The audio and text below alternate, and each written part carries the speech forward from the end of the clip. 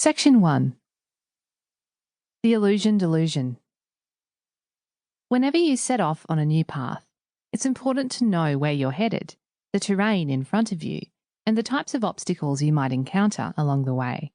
The road to confidence is no different. In this section, we begin the conversation about the current social, political, and organisational landscape with a full discussion in Section 3. Explore the unique barriers to women's progression and clearly define core confidence. The landscape. When I first entered the workforce in 1991, there were just as many women as men going into entry-level jobs. I looked to the side of me and it was equal, but I looked above me and it was almost entirely men.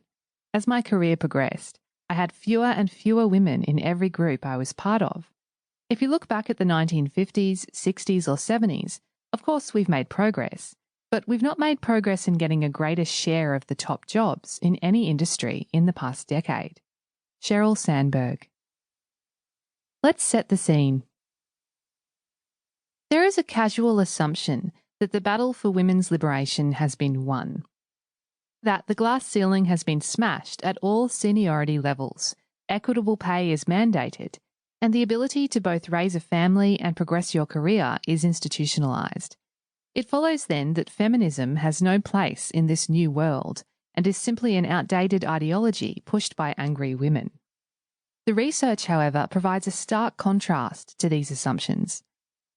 So stark, in fact, we experienced a sense of unease when reading the latest reports about women's so-called liberation. The statistics for women in leadership, women's economic outcomes, pay and super, and support for working parents are shocking. Surely we couldn't still have so far to go.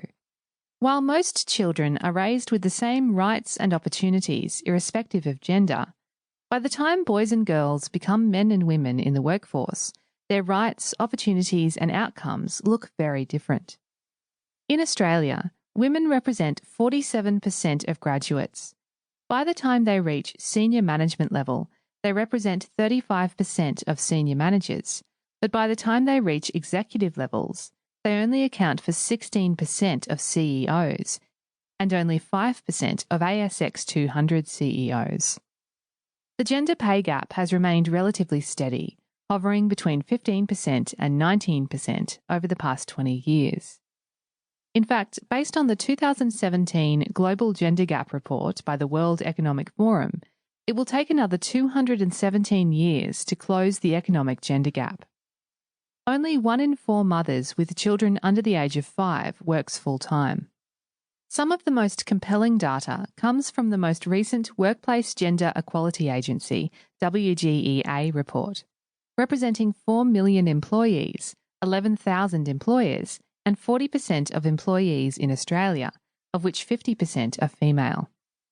Their 2017 report shows limited progress for women in management over the last 4 years. In this landscape, women remain significantly underrepresented at the highest levels of power and decision-making across all areas of society, government and business. The barriers. We have met many women who, despite being seen by others as confident and having it all together, share within the safety of a coaching conversation or workshop their truth. Inside, I don't feel confident at all. These women have convinced themselves that they are the problem.